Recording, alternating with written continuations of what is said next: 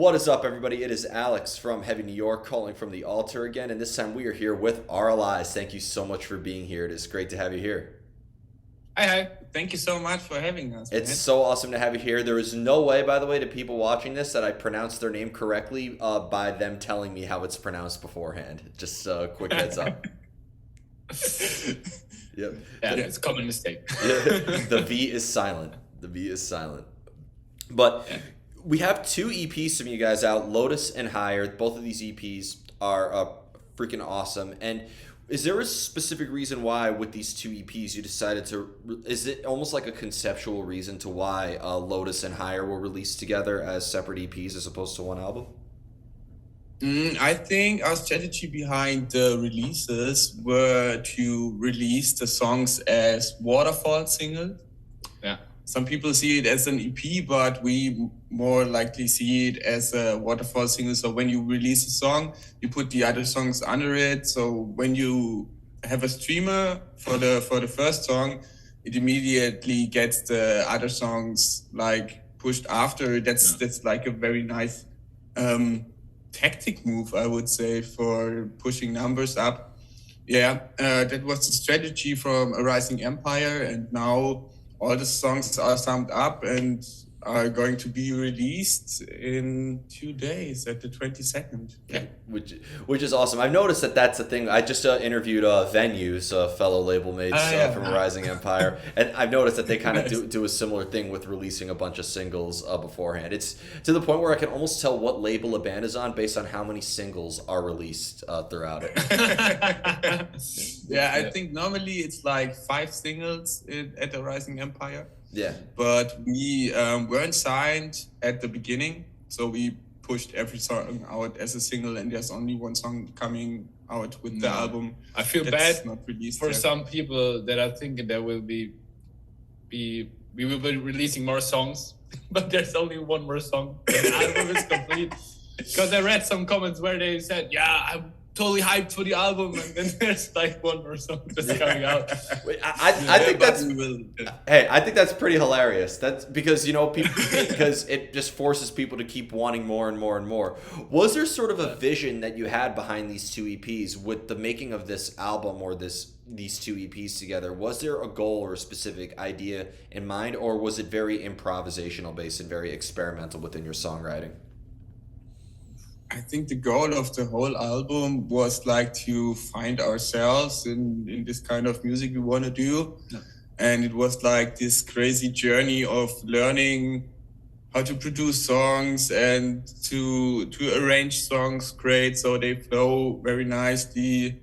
And how to work together when writing songs. And I think when we started with the first song, Freaks, we kind of knew what we wanted to do, but not really. And as we went on writing all the other songs, we kind of found our style, I think. Yeah, and now with the album, we could say that's our style, and we want to do exactly this. Yeah.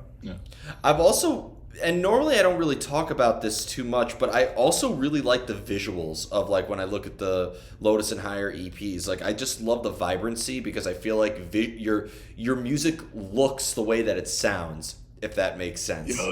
So that's so nice. That's so good to hear. So I'm just wondering, is there also like a visual or is there like a conceptual meaning? Because I've noticed that when bands put out songs or singles or albums and there's visual connection, it's almost very conceptually driven in that regard. Yeah, I think our intention was to look kind of retro futuristic maybe and really aesthetic, if you could say it like that.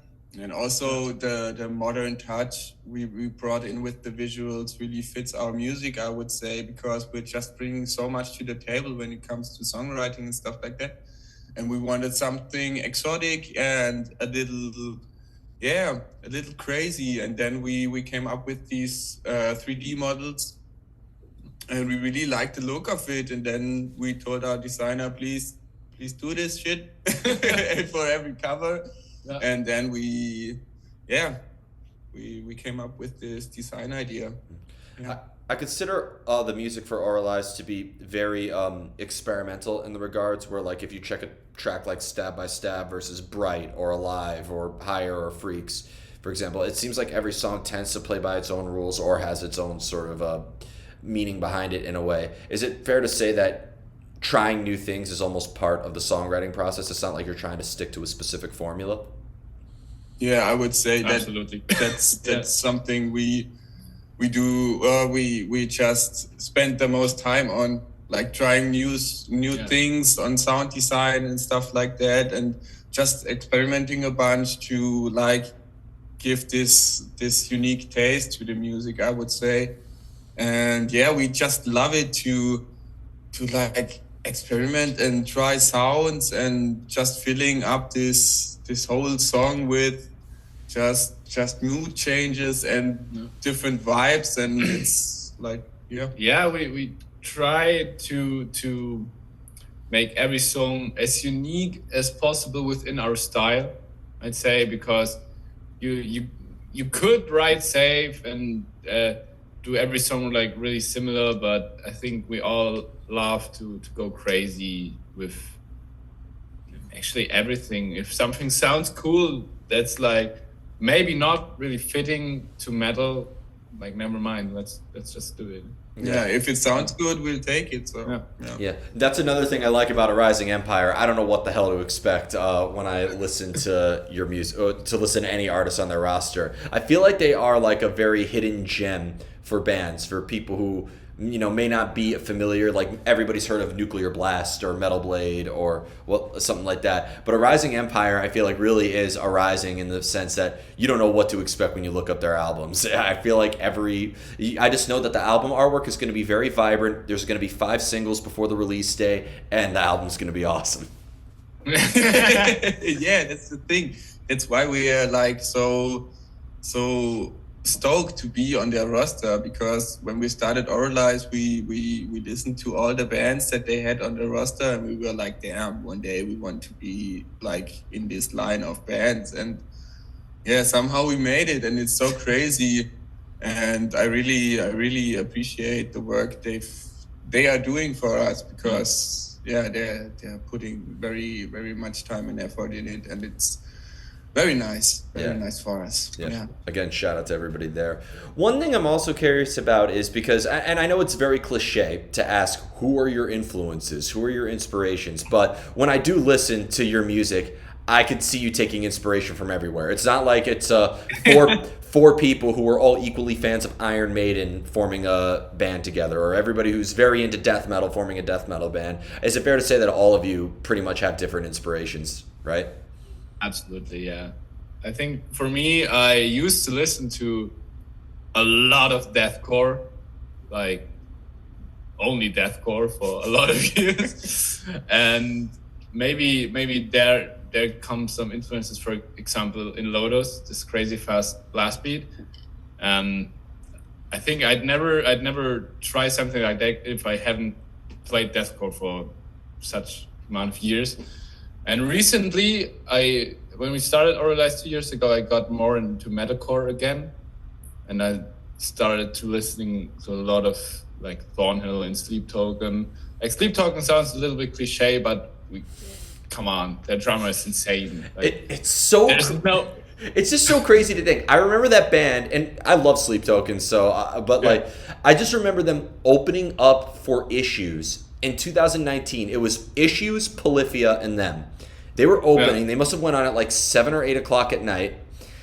And now it's almost cliche to say that they're an influence 5 years later. It's so insane. Like the rise they've done. They got from 200,000 monthly listeners to 2 million in 1 month. It's insane. It's insane. I'm really wondering. I know that whoever is behind that mask one day, I know it's like somebody who's already in some other band or whatever. Like, we're gonna be surprised. They're gonna get. I have a feeling that the way like certain things break the internet, he's gonna do a video of him unmasking himself and be like, "You wanted to know the man behind these songs? It is me." Maybe would be insane, or someone who we didn't relate to as a musician. Would be insane, right? Watch, it turns out it's like Barry Manilow or something like that.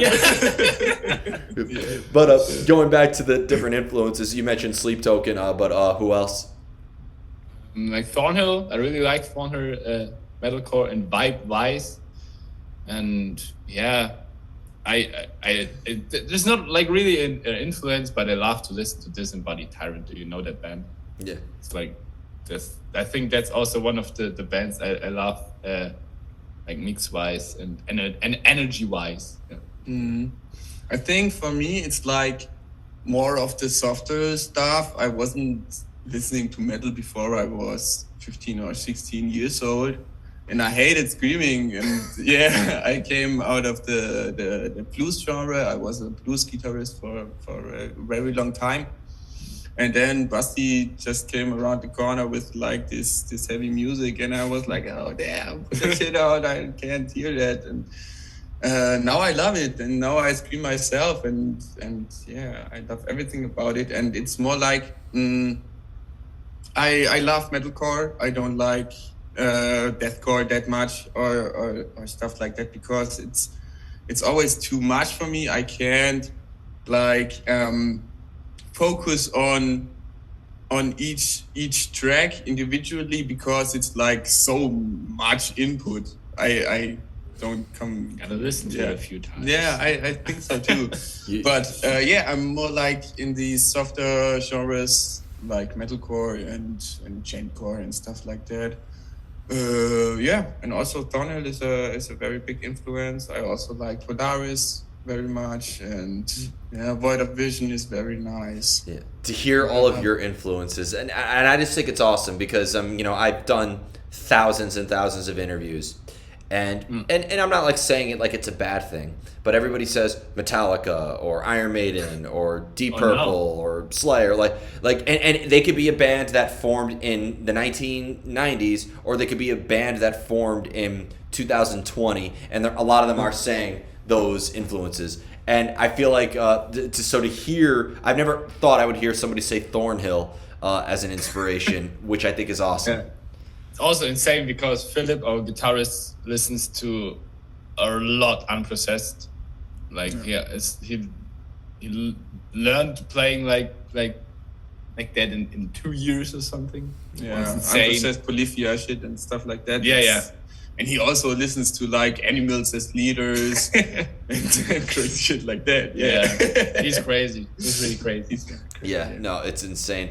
But when it comes to like, you know, if you were to do like a very heavy song of your set versus like a very melodic or softer song, does it almost feel like you're channeling a completely different energy into that? Especially being both a vocalist and a drummer, where you have not to discredit guitar players, but you guys have the two most physically enduring instruments.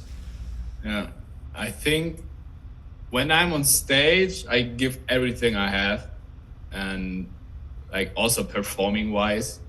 And I don't know, we played Canvas, the song that will release tomorrow, or the video will drop tomorrow. For the first time, and that one felt a little bit different, but all the other songs I think feel like really not the same, but they feel like not. They're too far apart from very familiar to each other, I would say that. Yeah. As from the singer's perspective, I would say that, for example, Step by Step is one of my favorite tracks to play live, because it's just like going crazy, and the screams are way more easier for me to do live than the cleans. Like the cleans are going great, but I would say that screams live are just so fun. It's just so fun. You don't have to control everything and just like worry about hitting the note very nicely and stuff like that. It's just like very fun. And compared to like Pride or something, I would say that Pride is more like, comes more with the feeling of enjoyment and vibing to it, as Step by Steps comes with, I'm going to scream at you and you are going to push each other in the pit as hard as you can. Yeah. with the sound that you have being, again, that it is so experimental, I sound like a broken record saying that, but with the experimental, does the songwriting always start off differently, or does it usually start the same way? I think it starts off pretty differently, actually, because it depends on who has a really sick idea. Sometimes it starts with a riff or chord progression or mainly arrangement or feel idea that we want to. Yeah. But sometimes also with like a cool sample we found or something like that, we hear the sample and think, what the fuck, we have to use this, let's write a song about it. And yeah, it's very different, I would say. Yeah, and also what happens sometimes, for example, for Bright, we had Bright was written as we picked out the best parts from 3 songs, and that's right now, and all the rest is gone.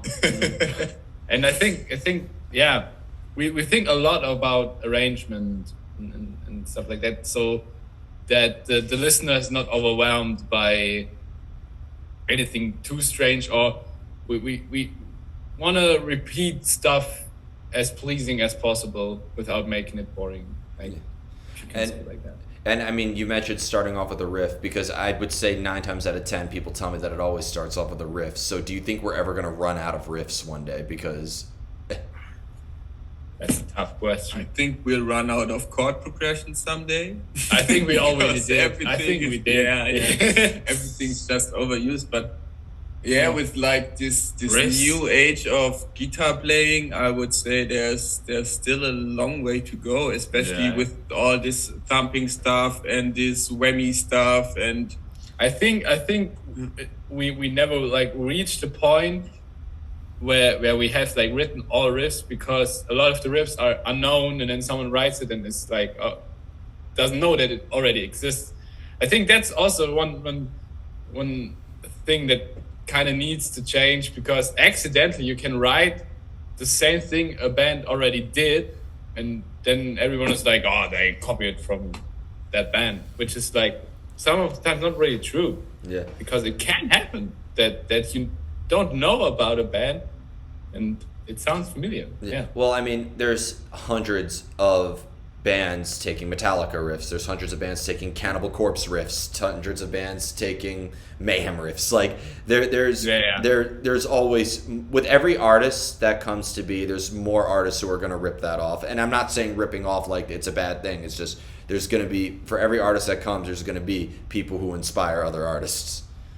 Yeah, absolutely. Like, for example, that hardcore breakdown, like dun dun dun dun dun dun dun dun dun dun, is like used 5 million times in so many songs. And for example, there's no one like, oh, I heard that somewhere. Yep. And with the breakdown, the song is probably called Rise, and yeah, it's a ton of breakdowns. And the cowbell. It's like the cowbell, gong, gong, gong. And there's the best motherfucker in the breakdown. But Electric Callboy, with their use of breakdowns and how they make it very poppy, that they reinvented the breakdown, I think, in that. That's insane. That's like so fun, like these beat down breakdowns, but also like very sped up and bang bang bang. And it's very nice. I still wonder how they managed to come up with these songs in their head. I don't. I think they drink a lot. Germans, I mean, you know. We don't drink a lot. I'm not able to drink a lot. We're drinking a glass of wine. And that's it. As a Bavarian, as a Bavarian myself, I'm offended by now. because we are not stereotyped Germans, I think. Not in that way. No. We can't drink 10 liters of beer. After going to Sweden for the first time, I realized that they put the Irish and the Germans to shame. So. Okay. Yeah. But and as somebody, you know, my family from Bavaria, we will outdrink anybody from Berlin or Frankfurt or Hamburg or Stuttgart or anywhere. So, yeah. I have 2 more questions for you. One is back to songwriting. How do you know when you are finished with a song? That's really tough to That's a hard question. Wow. I would say we're finished when we worked with Manuel Renner, our producer, on it. Yeah. And then we're always like 2 days at his house for one song. And after those 2 days, I think, we're done with the song, and it's always like a very nice feeling to finish things up with Manuel Renner, because he always has another opinion on stuff, and he has a really clear and nice view on certain things, which is always good. If someone says like, "Nah, guys, let's try something else," I think that's really important to also like show your demos and the music you're writing to a lot of other people, because you might get used to your music and are afraid to change it, or you might heard it too often and hate it. Yeah, and then change parts up because like you hate it, but they're great. So it's very nice to have someone as a producer that can say to us when a part is good and the part can be improved. So yeah. The producer is always the 5th Beatle, the 6th Beatle. If you're in Slipknot, like the 70th Beatle. But like, so it's always helpful to have that additional. So I've heard one person like say that like bands rely on producers too much, and therefore they don't know how to write songs if they can't write it all themselves. I'm like, no, like it's a completely separate thing, and having a producer there makes them just an essential member of the band. You could have somebody shred on a guitar like they're Randy Rhoads, but maybe they are unfamiliar with how an arrangement works or what the catchy hook part is. You may have a vocalist who could sing his ass off and write some of the best lyrics ever, but it's one thing to be able to be good at what your instrumentation is, but it's another thing to be able to take all those talents and put a song together, and I think that's what makes the producer the member. They just can't play all of the instruments on stage, so you're not seeing them on stage. Yeah. That's exactly the thing, yeah. So before we go, I want to thank you both so much for your time today and for such an awesome conversation. Most of all, thank you for your music. That is just absolutely epic. Just with Freaks coming out, what else could we be expecting from AVRALIZE in the future? Very much, I would say. Yeah, we're currently writing the next album, so plan is to release new music this year already, as fast, not as fast as possible, but as good as possible. That's the appropriate answer to that. But everybody, also like very nice gigs and maybe going on tour and stuff like that. Yeah. And there's a lot to come. Let's hope the U.S. is on that. I already gave your label mates venues for coming to the States, so you need to make it happen. We need to have the Arising Empire Strikes Back. That's what we need to. Oh, yeah. That would be great. Yeah. Nice.